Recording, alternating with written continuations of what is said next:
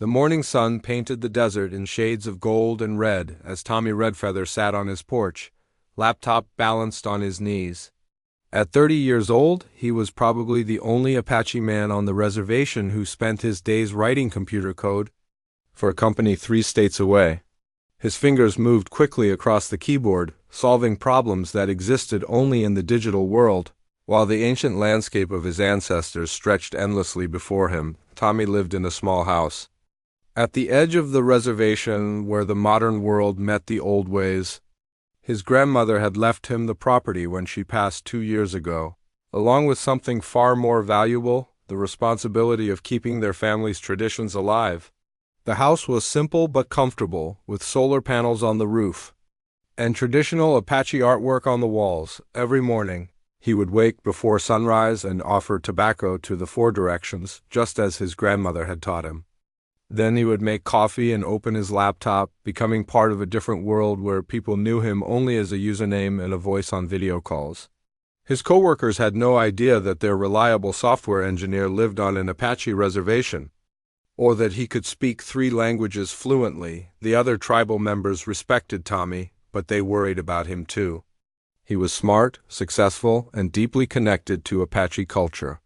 He helped translate important documents from English to Apache, assisted elders with their computers, and never missed a ceremony. But there was something missing from his life, and everyone could see it. "That boy needs a wife," the older women would whisper at community gatherings. "He's too much alone." Tommy would hear these comments and feel his cheeks burn with embarrassment. It wasn't that he didn't want companionship. The problem was that he had never learned how to talk to women in a romantic way. Growing up, he had been the quiet, serious boy who preferred books to sports. While his friends were going on dates and having relationships, Tommy was taking care of his sick grandmother and studying computer programming through online courses. His grandmother had been his whole world for so long. When his parents died in a car accident when he was 18, she had stepped in without hesitation. She taught him everything about being Apache, the stories, the ceremonies, the proper way to live in harmony with the world. But she had never taught him how to court a woman, perhaps thinking there would be time for that later. Now, at 30, Tommy found himself in an unusual situation. He was successful, kind, and handsome in a quiet way, with dark eyes that held deep intelligence, and strong hands that could fix anything from a broken computer to a leaky roof. But when it came to romance, he felt like a teenager. The few times tribal matchmakers had tried to introduce him to suitable women, he had been so nervous that he could barely speak. His daily routine was as predictable as the sunrise. Work from 6 in the morning until 2 in the afternoon, then spend time maintaining his grandmother's garden, reading traditional stories, or helping other tribal members with their technology problems. Evenings were for preparing traditional foods or practicing on the drum his grandfather had made. Weekends meant participating in ceremonies or visiting the Elder Center. It was a good life, meaningful and connected to his heritage. But it was also lonely. Tommy would watch his friends with their families at tribal gatherings and feel a deep ache in his chest. He wanted what they had, someone to share stories with, someone to laugh with, someone to build a future with. But the idea of actually pursuing such a relationship felt impossible. His house reflected his solitary life. Everything was neat and organized, with a place for everything and everything in its place. The refrigerator held mostly simple meals for one. The living room had a single comfortable chair positioned perfectly for reading, or watching the sunset through the large window that faced west toward the sacred mountains. Tommy had convinced himself that maybe this was just his path in life. Maybe he was meant to be the keeper of traditions, the bridge between the old ways and the new technology, the reliable man who helped others but walked alone. His work was important, his contribution to the tribe was valued, and he found genuine satisfaction in preserving Apache language and customs for future generations. But late at night, when the desert was quiet except for the distant call of coyotes, Tommy would lie in his bed and wonder what it would be like to have someone beside him. Someone who understood both sides of his life, the traditional Apache man who honored his ancestors and the modern professional who worked in the digital world. He had no way of knowing that everything was about to change. In just a few days, a storm would bring someone to his door who would turn his quiet, ordered world completely upside down. Someone who would see past his shyness to the passionate, intelligent man beneath. Someone who would challenge him to step beyond the safe boundaries he had built around his heart. For now, though, Tommy was content with his solitude, unaware that the greatest adventure of his life was racing toward him across the desert, carried by storm winds and chance. The storm came out of nowhere, as desert storms often do. Tommy had been working on a particularly challenging piece of code when the sky suddenly darkened outside his window. Within minutes, the wind was howling like an angry spirit, and rain was hitting the window so hard it sounded like bullets. He saved his work and closed the laptop, knowing the power might go out. These storms could be fierce, but usually passed quickly. Tommy made himself a cup of tea and settled into his chair to watch nature's display. Lightning split the sky in brilliant white branches, followed by thunder that shook the house. That's when he heard it, a sound that didn't belong to the storm. Someone was knocking on his door. Not the gentle tap of a neighbor, but urgent, desperate pounding that could barely be heard over the wind. Tommy's heart jumped. Who would be? Out in this weather? He grabbed a flashlight and hurried to the door, his bare feet silent on the wooden floor. Through the small window, he could see a figure huddled on his porch. Completely soaked, he opened the door, and the wind immediately tried to tear it from his hands. Standing there, dripping wet and shivering, was a young woman he had never seen before. Her long dark hair was plastered to her face, and her clothes were completely soaked. She looked up at him with desperate brown eyes. "Please," she said, her voice barely audible over the storm. "My car broke down about 3 miles back. I've been walking forever, and your house is the first one I've seen with lights on." Tommy stood frozen for a moment, his natural shyness warring with his need to help someone in trouble. The woman was clearly in distress, and no one deserved to be stuck out in this storm.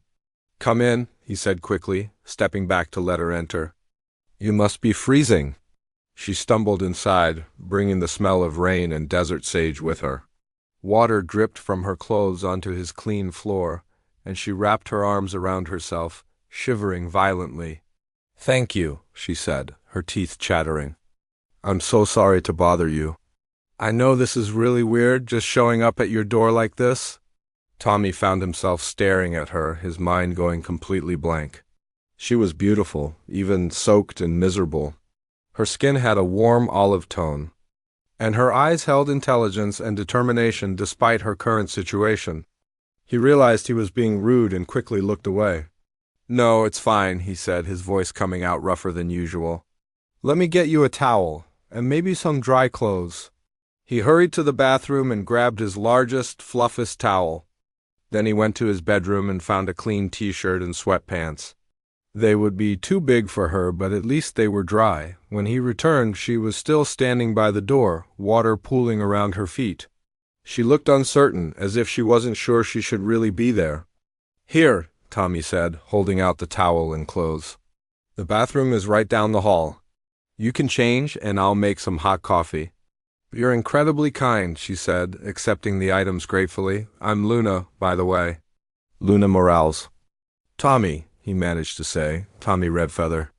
Luna smiled, and even in her bedraggled state, it transformed her whole face. "Nice to meet you, Tommy Redfeather. Even under these crazy circumstances." She disappeared into the bathroom, and Tommy stood alone in his living room, his heart pounding like he had just run a marathon. What was wrong with him? He dealt with people all the time through his work, helped tribal members regularly, and had conversations with women at community events.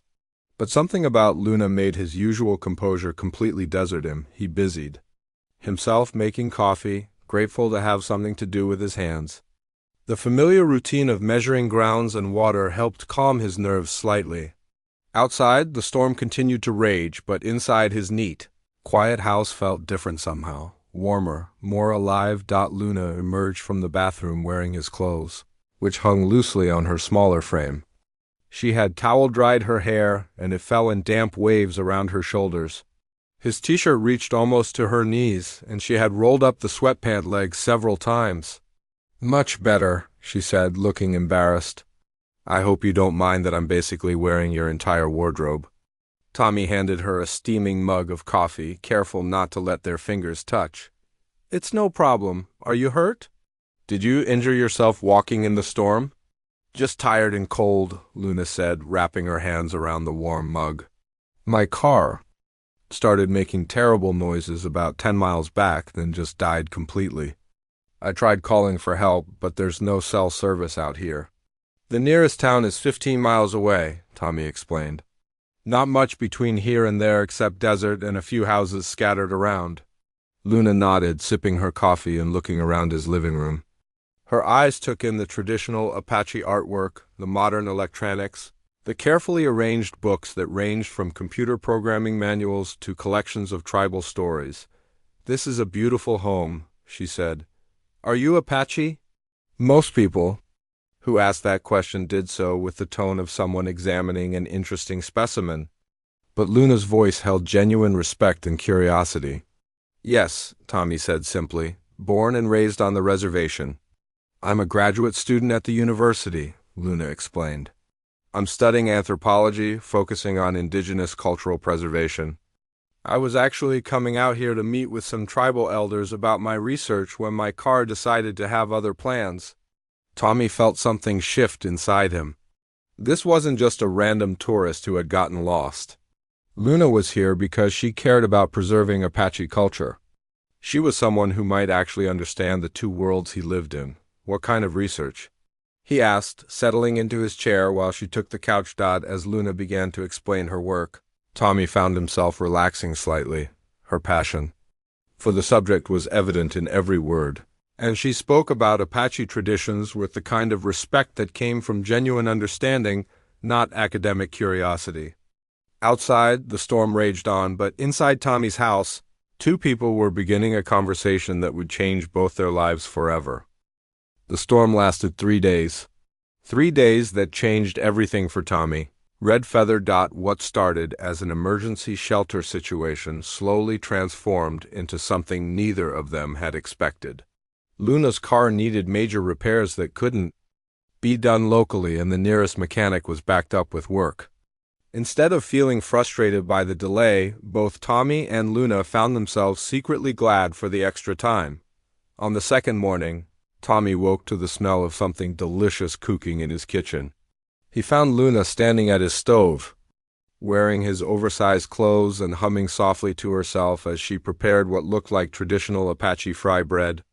"I hope you don't mind," she said, turning with a shy smile. "I wanted to do something to thank you for your kindness. My grandmother taught me this recipe years ago." Tommy stood in the doorway, amazed. "Your grandmother was Apache?" "A half Apache, half Mexican," Luna explained, flipping the bread expertly. "She married my grandfather and moved to California, but she never forgot her heritage. She used to tell me stories about the old ways, about living in harmony with the land and honoring the spirits of our ancestors." As they ate breakfast together, Luna shared stories about her grandmother, and Tommy found himself opening up in ways he never had before. He told her about his own grandmother, about the weight of being one of the few young people on the reservation who could speak fluent Apache, about his responsibility to keep traditions alive in a modern world. "It must be lonely sometimes," Luna said quietly, her eyes full of understanding, "being between two worlds like that." Tommy looked at her in surprise. No one had ever put it quite that way before, but she was right. He did live between worlds, and it could be incredibly isolating. "How did you know?" he asked. "Because I feel it too," Luna admitted. "My whole life, I've felt caught between my grandmother's Apache heritage and my family's Mexican traditions, between the academic world that studies indigenous cultures and the actual lived experience of being indigenous. Sometimes I feel like I don't fully belong anywhere." For the first time in his life, Tommy felt truly understood by someone his own age.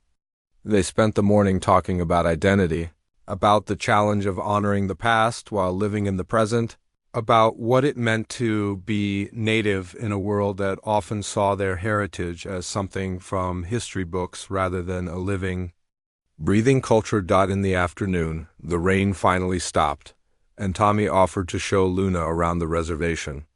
They walked the paths his grandmother had shown him as a child, and he found himself sharing stories he had never told anyone outside his family. "This is where my great-great-grandfather is buried," he said, standing beside a simple stone marker, surrounded by desert sage.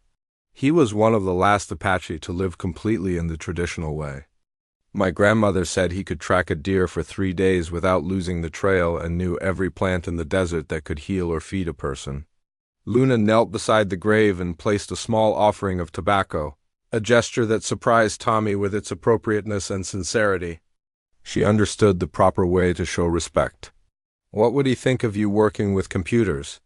she asked as they walked back toward his house. Tommy considered the question seriously. "I think he would understand that I'm using the tools of this time to preserve our people's future. The stories I help translate into digital formats, the programs I write to teach Apache language to children, it's just a different kind of hunting and gathering." Luna stopped walking and turned to look at him. "That's beautiful," she said. "You're not abandoning tradition, you're adapting it." That evening they sat on Tommy's porch watching the sunset paint the desert in shades of red and gold. Luna had changed back into her own clothes, which had finally dried, but somehow she looked like she belonged there, sitting in his grandmother's old rocking chair. "Tell me about your research," Tommy said. "What exactly are you trying to preserve?" Luna's face lit up with passion as she explained her project. She was documenting traditional cooking methods, plant medicines, and storytelling techniques that were in danger of being lost as older tribal members passed away without teaching them to younger generations. "The problem is that so much indigenous knowledge is oral," she said.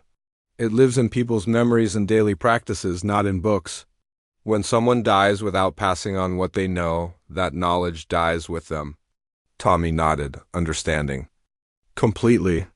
My grandmother used to say that when an elder dies, a library burns down." "Exactly," Luna said, leaning forward with excitement. "That's why I want to create multimedia archives, not just written records, but videos of people demonstrating techniques, audio recordings of stories told in native languages, interactive maps showing traditional gathering places." As she talked, Tommy found himself fascinated not just by her ideas, but by the way her whole face came alive when she discussed her work. She gestured with her hands, her voice rose and fell with emotion, and her eyes sparkled with the kind of passion that Tommy had only ever felt when he was working on preserving Apache language and culture. "There's just one problem," Luna said, her enthusiasm dimming slightly. "I need permission from tribal councils to do this kind of work, and I need tribal members who are willing to share their knowledge with an outsider. Even though I have Apache heritage, I wasn't raised on a reservation. To many people, I'm still just another academic trying to study them." Tommy was quiet for a moment, considering her words. He thought about the tribal elders he knew, the stories they carried, the knowledge that was indeed in danger of being lost. Then he thought about Luna's respectful approach, her genuine connection to Apache culture, and her sincere desire to help preserve their heritage. "I could introduce you to some people," he said quietly. "If you're serious about doing this the right way," Luna's eyes widened. "Really? You would do that?" "My grandmother always said that knowledge belongs to the people, not to individuals," Tommy said. "If you're truly committed to serving the Apache community, not just advancing your own career, then yes, I'll help you." The gratitude in Luna's eyes was so intense that Tommy had to look away. He wasn't used to being the center of someone's attention like this, especially not someone as remarkable as Luna. "Thank you," she said softly.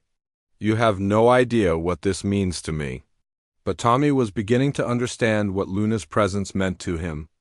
For the first time in his adult life, he had found someone who saw the world the way he did, someone who understood the weight of preserving culture and the loneliness of living between worlds.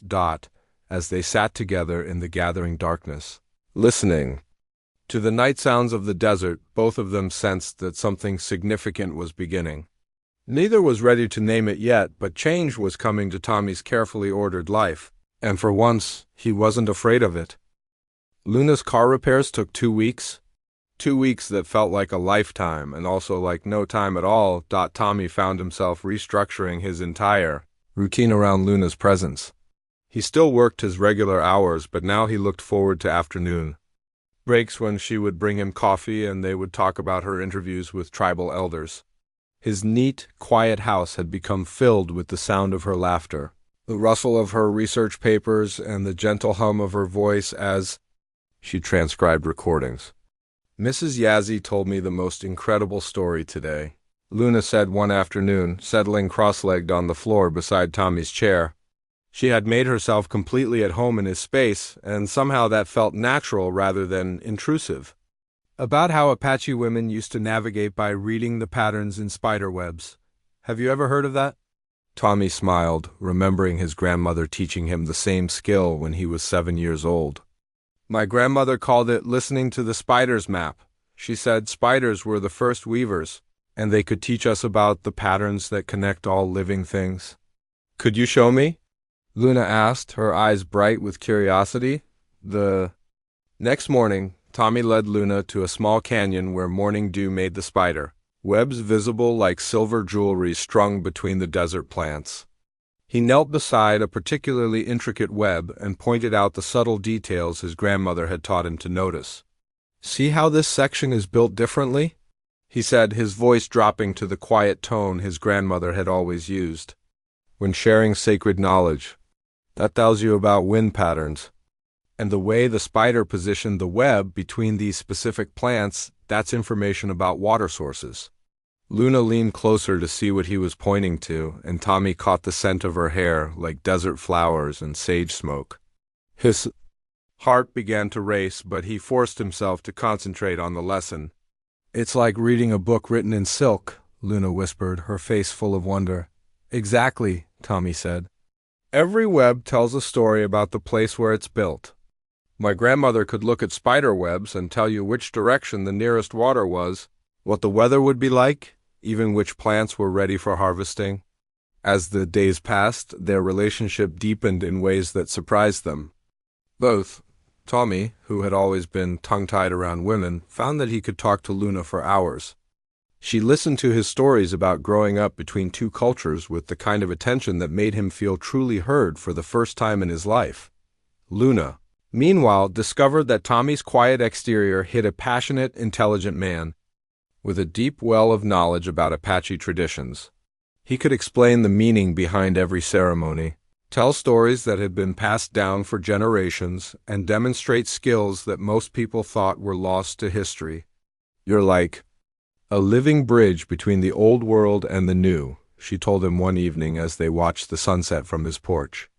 "Do you realize how rare that is?" Tommy felt his cheeks warm at the compliment. "I'm just doing what my grandmother taught me." "No, you're doing much more than that," Luna insisted. "You're keeping an entire culture alive while also succeeding. In the modern world, that takes incredible strength and wisdom." No one had ever described Tommy as strong or wise before. Reliable, yes. Helpful, certainly. But Luna saw something in him that he had never recognized in himself. Their growing closeness was noticed by others on the reservation. Tommy's friend Jake Running Horse teased him mercilessly about his houseguest, while the tribal elders who had been working with Luna made pointed comments about how much time she was spending at Tommy's place. "That girl looks at you like you hung the moon," Mrs. Yazzie told Tommy one day when he stopped by to help her with her computer. "And you look at her like she's the sunrise you've been waiting your whole life to see." Tommy tried to deny it, but Mrs. Yazzie just laughed. "Boy, I've been alive for 78 years. I know what love looks like when it's growing." Love. The word made Tommy's stomach flip with nervous excitement. Was that what this feeling was? This constant awareness of Luna's presence, this desire to share everything with her, this hollow ache in his chest whenever she mentioned returning to her university. One afternoon, while Luna was conducting an interview with one of the tribal storytellers, Tommy found himself unable to concentrate on his work. Instead, he kept glancing out the window toward the community center where he knew she was learning traditional Apache creation stories. When she returned that evening, her face was glowing with excitement. Tommy, you have to hear this, she said, dropping her recording equipment on his kitchen table and pulling out her notebook. Elder Martinez told me about the story of Changing Woman and how she taught the first Apache people to live in harmony with the land. But the way he told it, it wasn't just a story. It was like he was passing on instructions for how to live a good life. Tommy set aside his laptop and gave Luna his full attention, watching the way her hands moved as she talked, the way her eyes lit up when she discussed something that excited her. He said that Changing Woman taught the people that every relationship requires balance, Luna continued. That we have to give as much as we receive, and that the strongest connections are built on mutual respect and understanding. That's one of the most important Apache teachings, Tommy said. My grandmother used to say that love without balance is like a tree trying to grow with roots on only one side. It can't survive the storms. Luna looked at him thoughtfully. Do you think that's what's happening between us? Balance? The question hung in the air between them, loaded with possibilities. Tommy felt his heart pounding so hard he was sure Luna could hear it. I think, he said carefully, that you've taught me as much as I've taught you, maybe more. What have I taught you? Luna asked softly. Tommy considered the question seriously. You've taught me that it's possible to be both Apache and part of the wider world. You've shown me that someone can respect our traditions without having grown up with them. And you've made me realize that I don't have to choose between honoring my grandmother's memory and building my own life. Luna moved closer to him on the couch, close enough that he could see the gold flecks in her brown eyes. You've changed my life too, she said. Before I met you, I thought I was just collecting information for my research. But now I understand that what I'm really trying to do is find where I belong. And for the first time in my life, I feel like I might have found that place. Here? Tommy asked, hardly daring to hope. With you, Luna said simply. The words hung between them, honest and vulnerable and full of possibility. Tommy felt something shift inside him, like a door opening that had been locked his entire life. For the first time, he could imagine a future that included not just duty and tradition, but also love and partnership and the kind of happiness he had only seen in other people's lives. Luna, he said, her name coming out rough with emotion. I've never felt anything like this before. Neither have I, she whispered. Not like this.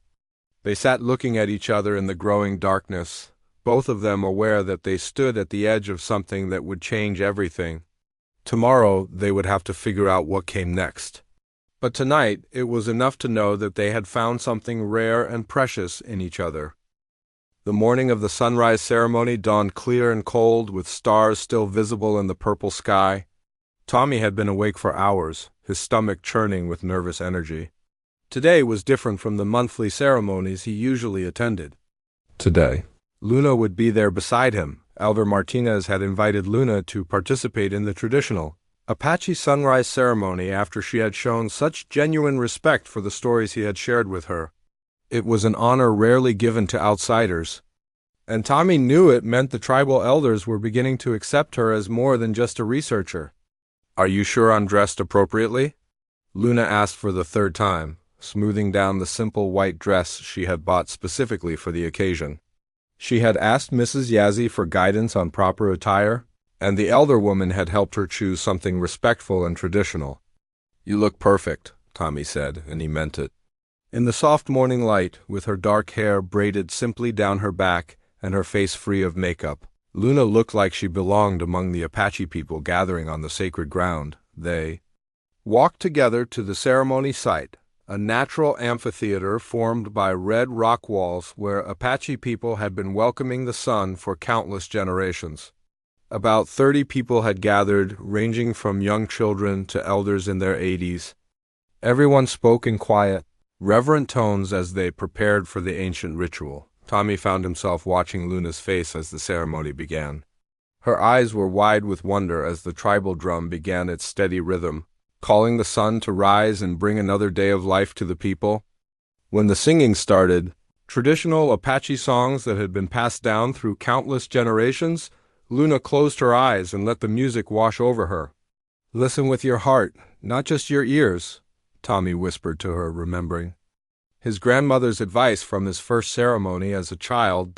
As the sky began to lighten in the east, the entire gathering turned toward the horizon. This was the moment Tommy had experienced hundreds of times, but seeing it through Luna's eyes made it feel new again. The first rays of sunlight painted the desert in gold and orange, and the assembled people began the morning prayer of gratitude. Luna didn't know the words, but she stood with her hands raised toward the light, her face reflecting the same reverence and joy that Tommy felt. In that moment, watching her connect with the spiritual tradition that had shaped his entire life, Tommy felt something profound shift inside him. When the formal ceremony ended and people began to disperse, Luna turned to Tommy with tears in her eyes. "That was the most beautiful thing I've ever experienced," she said, her voice thick with emotion. "I feel like I understand something about myself that I've been searching for my whole life." "What do you understand?" Tommy asked gently. "That this isn't just research for me anymore," Luna said. "This is about finding my way home to a part of myself that I lost when my grandmother died. Being here, learning from the elders, sharing these moments with you, it's healing something in me that I didn't even know was broken." They walked back toward Tommy's house in comfortable silence, both of them still feeling the spiritual energy of the ceremony. The desert was fully awake now, with birds calling from the sagebrush and the morning sun warming their faces. "Tommy," Luna said as they reached his porch, "can I ask you something personal?" Tommy's heart began to race, but he nodded. "Have you ever been in love before?" The question was so direct, so honest, that Tommy felt his usual shyness melt away. Something about the morning ceremony, about the spiritual connection they had just shared, made it easier to be truthful. "No," he said simply. "I've never felt about anyone the way I feel about you." Luna stepped closer to him, close enough that he could see the gold flecks in her brown eyes and the way her lips curved slightly when she was thinking. "I need you to know something," she said. "I care about you, Tommy, not just as a friend or a research contact, but as a man. And I think you care about me too." "I do," Tommy said, his voice coming out rougher than usual. "More than I know how to express." "Then why haven't you touched me?" Luna asked softly. "Why haven't you kissed me? I've been here for 2 weeks. And sometimes I catch you looking at me like you want to, but you always hold back." Tommy felt his cheeks burn with embarrassment. How could he explain his inexperience to someone as confident and worldly as Luna? How could he tell her that at 30 years old, he had never kissed a woman, never held someone in his arms, never experienced the physical expression of love? "Luna," he said, struggling to find the words, "there are things about me that you don't know. Things that might change how you feel." "Like what?" she asked, her voice gentle and encouraging. Tommy took a deep breath, gathering his courage. If they were going to build something real together, it had to be based on honesty. "I've never been with anyone before," he said, forcing himself to meet her eyes. "Never kissed anyone? Never ... anything. I know that probably seems strange for someone my age, but I've spent my whole life taking care of my grandmother and focusing on preserving our culture. Romance just never seemed possible." Instead of the shock or disappointment Tommy expected to see in Luna's face, he saw only tenderness and understanding. "Oh, Tommy," she said, reaching up to touch his cheek, "that doesn't change anything. If, anything, it makes me care about you even more." "It doesn't bother you?" Tommy asked, hardly daring to believe her acceptance. "Why would it bother me?" Luna said. "You've been waiting for the right person, for real connection. That's not something to be ashamed of. It's something to be honored." She moved even closer, her hand still resting on his cheek. "Would you like me to show you?" she asked softly. "Would you trust me to guide you?" Tommy felt like his heart might beat right out of his chest, but he nodded. "Yes," he whispered. Luna smiled, a smile full of warmth and promise. "Then let's go inside," she said, "and let me show you what it feels like to be loved." As they walked into the house together, Tommy felt like he was crossing a threshold into a completely new life. The morning ceremony had connected him to his spiritual heritage, and now Luna was offering to connect him to a part of himself he had never explored. For the first time in his life, Tommy felt complete, rooted in tradition but open to new experiences, honored by his past but excited about his future. Whatever happened next, he knew that this day had changed him forever. The shy, solitary man who had woken up that morning was gone, replaced by someone brave enough to open his heart to love. 3 weeks after the sunrise ceremony, Tommy's phone rang at 6 in the morning. He was making coffee while Luna slept peacefully in his bed, her dark hair spread across the pillow like a silk waterfall. The sight of her there still filled him with wonder, that someone so beautiful and intelligent had chosen to share not just his bed, but his life. "Luna," an urgent voice said when she answered her phone. "This is Dr. Peterson from the university. I have incredible news."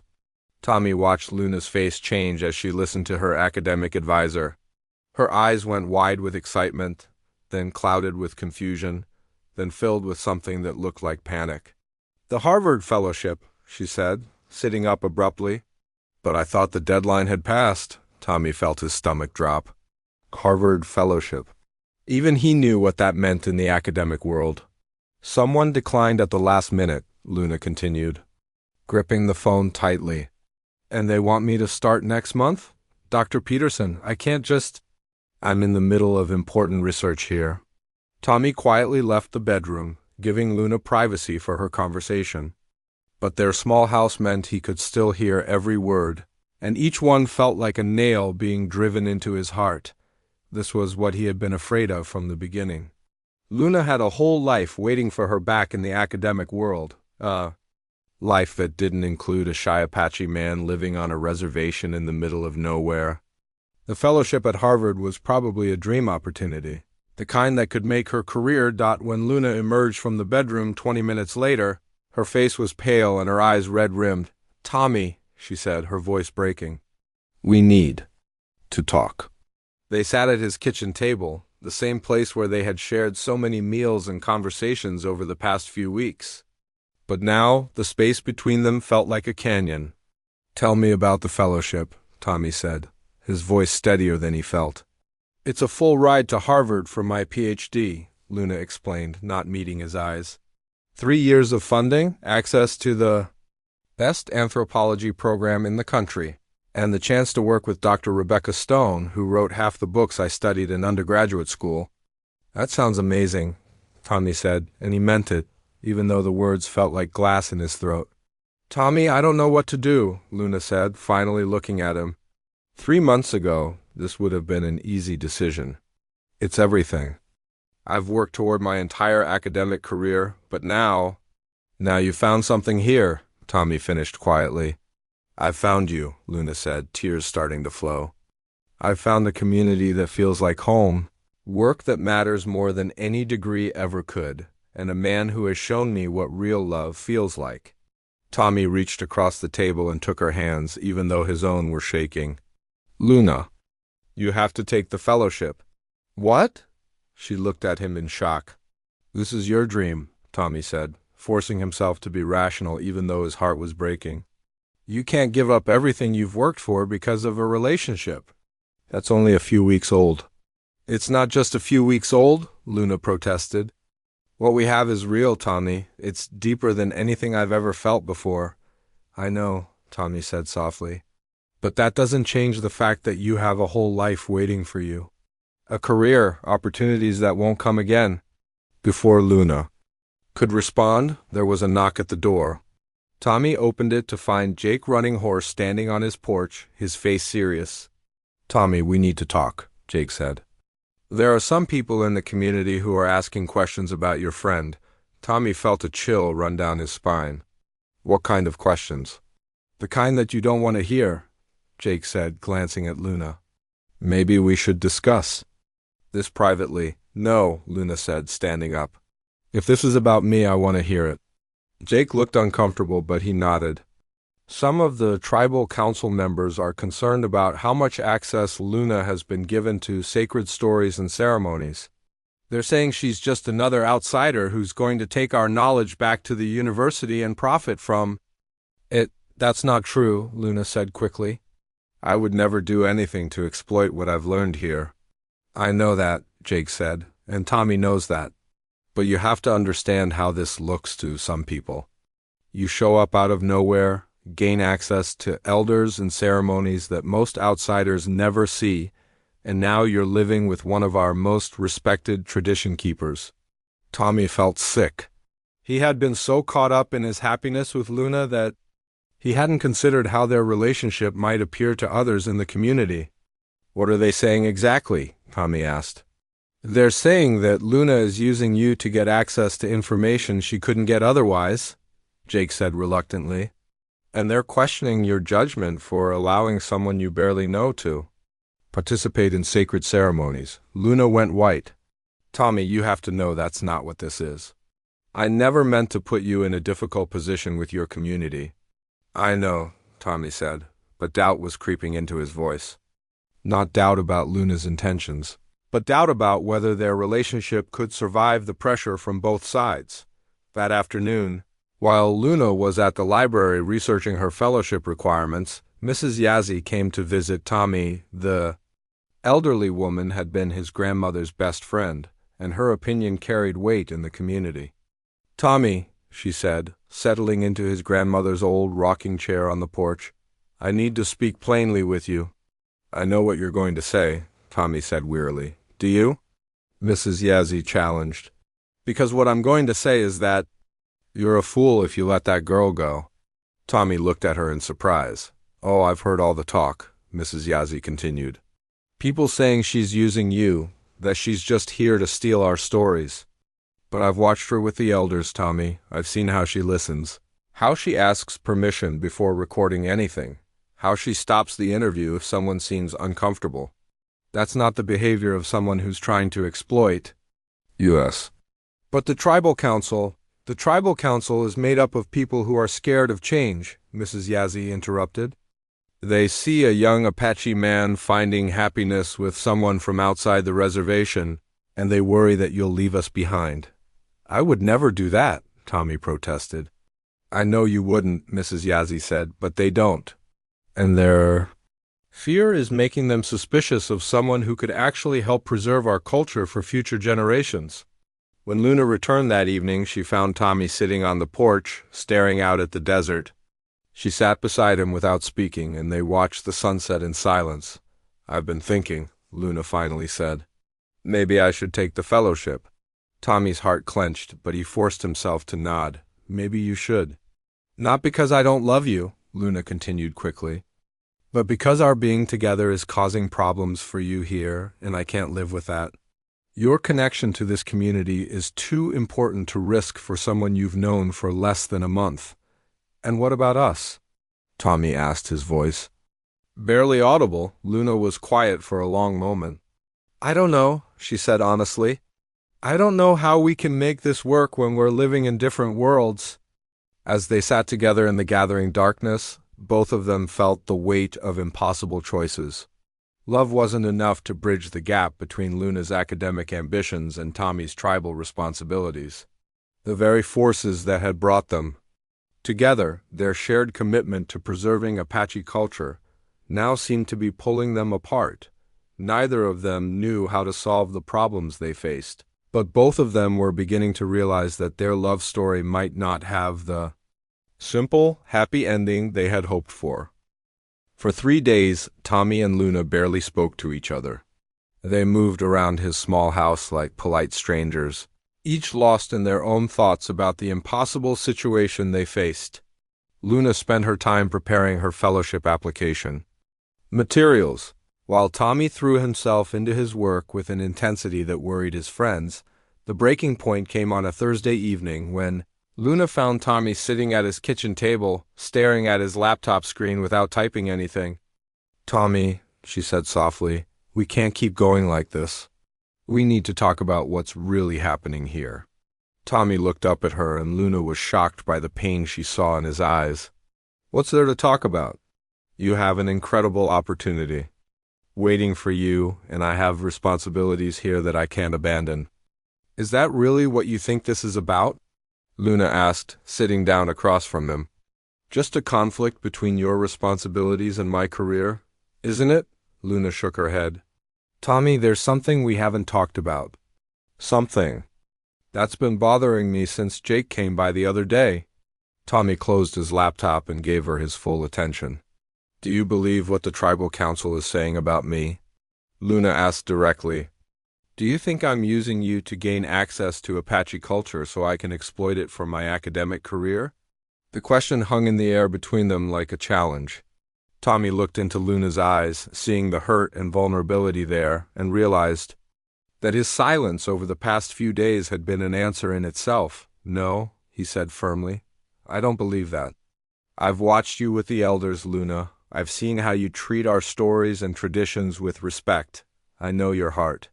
Then, why have you been pulling away from me? Luna demanded, her voice rising with frustration.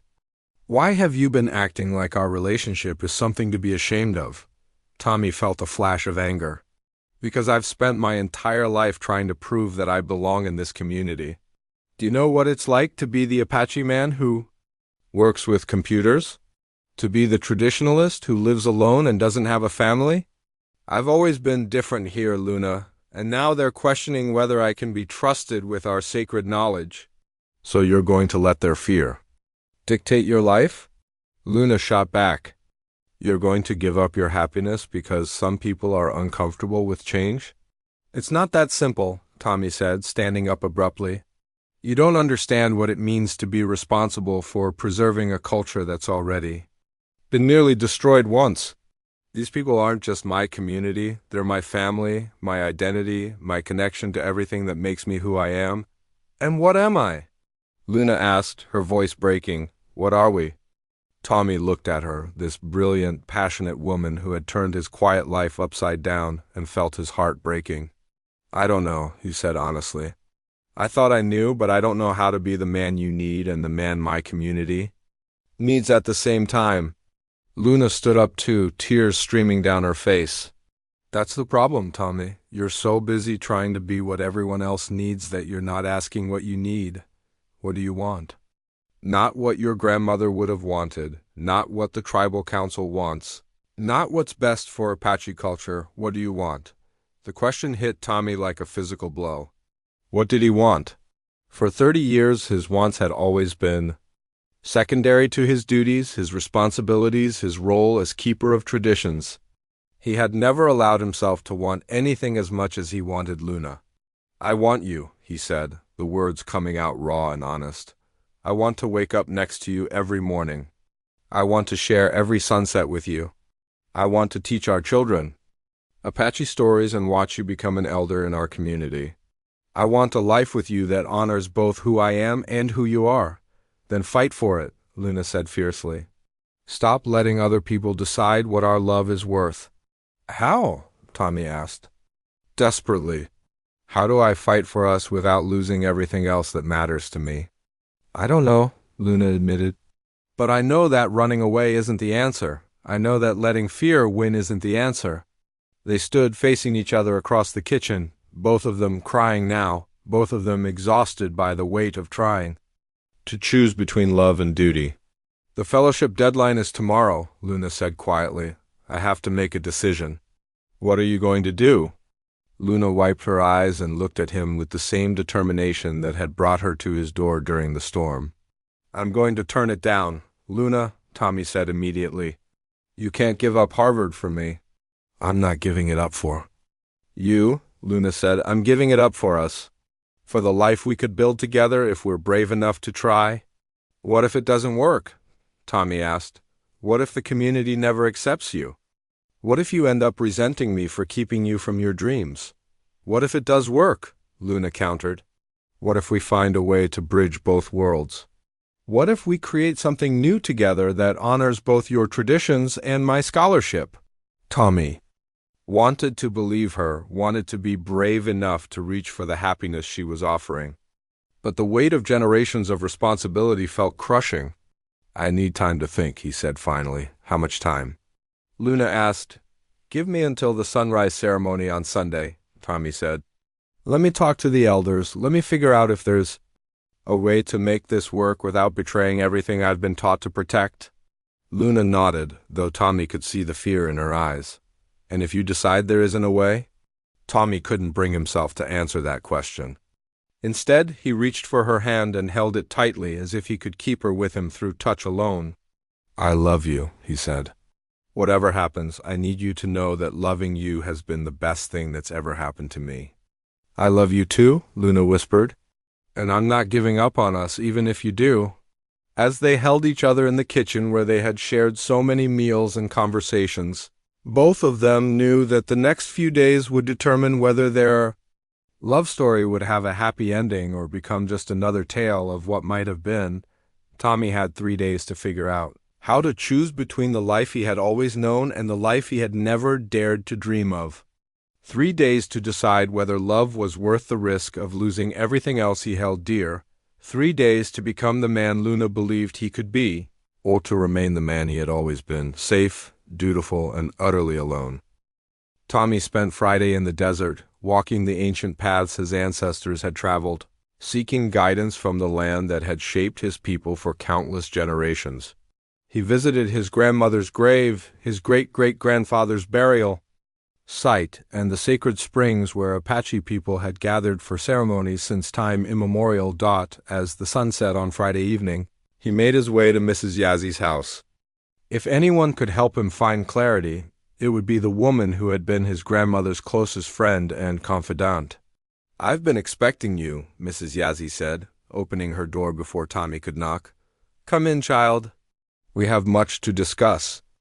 They sat in her living room, surrounded by traditional Apache pottery and photographs of 5 generations of her family. Mrs. Yazzie poured tea and waited patiently for Tommy to find his words. I don't know how to choose, Tommy said finally. I love Luna, but I can't betray my responsibilities to our people. Who told you that loving Luna would be a betrayal? Mrs. Yazzie asked gently. The tribal council. Some of the elders. They think she's just here to exploit our culture. Mrs. Yazzie sipped her tea thoughtfully. Tommy, let me tell you something your grandmother once told me. She said that the greatest threat to Apache culture isn't outsiders trying to steal our stories. It's our own fear keeping us from sharing them with people who truly want to help preserve them. Tommy looked at her in surprise. Your grandmother worried about you, you know, Mrs. Yazzie continued. She worried that you would become so focused on preserving the past that you would forget to build a future. She wanted you to find someone who would help you bridge the old ways and the new world. She never said anything about that to me. Because she wanted you to choose love for yourself, not because she told you to, Mrs. Yazzie said with a gentle smile. But she would have loved Luna. She would have seen what I see. A young woman who honors our traditions while bringing new ideas that could help our culture survive and thrive. That night, Tommy lay awake thinking about his grandmother's words that Mrs. Yazzie had shared. He thought about Luna's research, her respectful approach to Apache culture, and her genuine desire to help preserve traditions for future generations. He thought about the life they could build together, and for the first time, he allowed himself to imagine it fully. Saturday morning, Tommy did something he had never done before. He called a meeting with the tribal council. I want to address the concerns that have been raised about Luna Morales, he said, standing before the 7 council members in the community center. I want you to understand who she really is and what she's trying to accomplish here. For the next hour, Tommy spoke with a passion and eloquence that surprised even himself. He explained Luna's background, her Apache heritage through her grandmother, and her commitment to ethical research practices. He described her respectful interactions with the elders and her genuine desire to help preserve Apache culture rather than exploit it. Most importantly, Tommy concluded, I want you to know that Luna has changed my life in ways that have made me a better Apache man, not a lesser one. She has helped me see that preserving our culture doesn't mean keeping it locked away from the world. It means sharing it with people who will help us keep it alive. Councilmember Robert Crowfeather raised his hand. Tommy, we respect you and your dedication to our people. But how do we know this woman won't take what she learns here and use it for her own gain? Because I know her heart, Tommy said simply. And because I'm proposing that we create a formal partnership between Luna and our tribe, instead of her doing research on us, she would do research with us. Under the guidance of our elders and with the approval of this council, the council members exchanged glances. This was not what they had expected. What exactly are you proposing? Asked Council Chairwoman Maria Santos. Tommy took a deep breath. I'm proposing that we establish a cultural preservation program here on the reservation, with Luna as the director. She would work directly with our elders to document traditional knowledge, but everything would belong to the tribe. The goal wouldn't be to advance her academic career, but to create resources that our own children and grandchildren can use to learn about their heritage. And what would your role be in this program? Robert asked. I would be the cultural liaison, Tommy said. I would work with Luna to ensure that everything is done in a way that honors our traditions and serves our community. The council went into private session for 2 hours. When they emerged, Chairwoman Santos spoke for the group. We're willing to consider your proposal, Tommy, but we want to meet with Ms. Morales directly to hear her thoughts on this arrangement.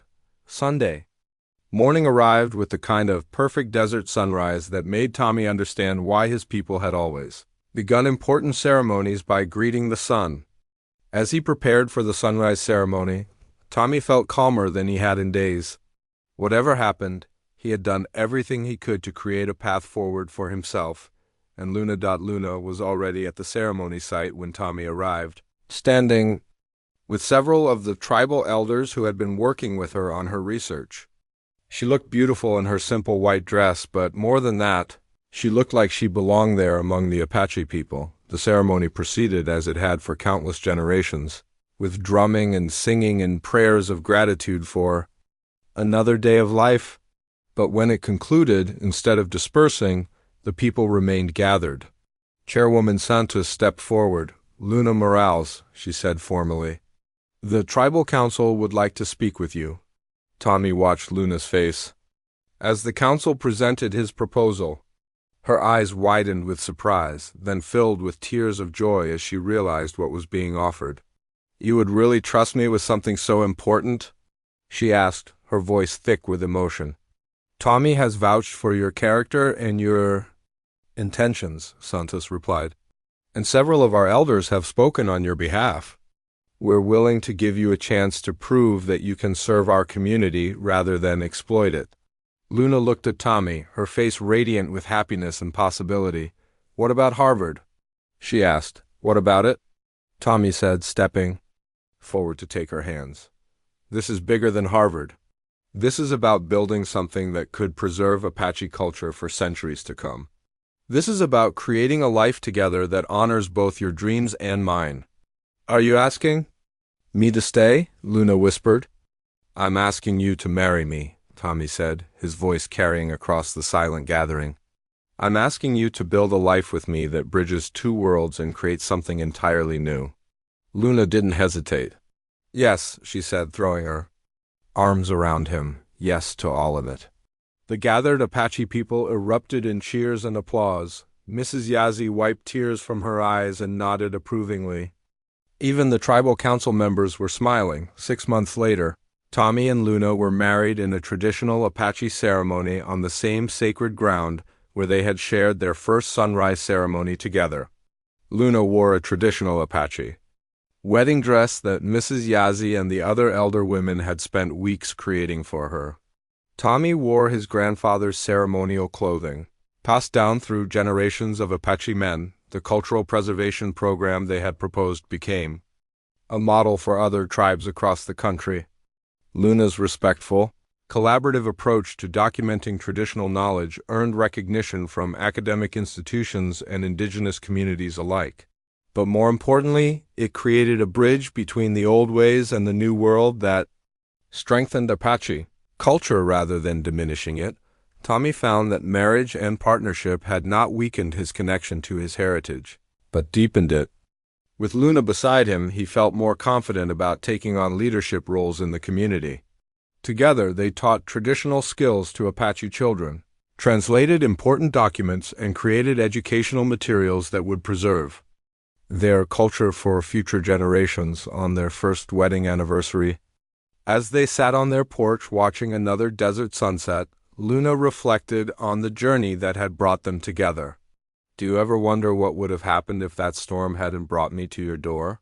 she asked. Tommy pulled her closer and kissed the top of her head. "I think the spirits would have found another way to bring us together," he said. "Some connections are meant to be, even if it took you 30 years to find love." Tommy smiled, thinking about the shy, lonely man he had been just a year ago. "Especially because it took 30 years. I had to become the man who was ready for you before you could find me." As the stars emerged in the darkening sky, Tommy and Luna sat together in comfortable silence, grateful for the storm that had changed their lives and the love that had given them both the courage to build something beautiful together. Their story had become part of the oral tradition of their community, a tale of how love could bridge different worlds and create new possibilities without abandoning the wisdom of the past. In the end, Tommy learned that choosing love didn't mean abandoning his responsibilities. It meant expanding them to include the happiness and partnership that made all his other duties more meaningful. And Luna discovered that the home she had been searching for wasn't a place or a position, but a person who saw her heart and loved her for exactly who she was.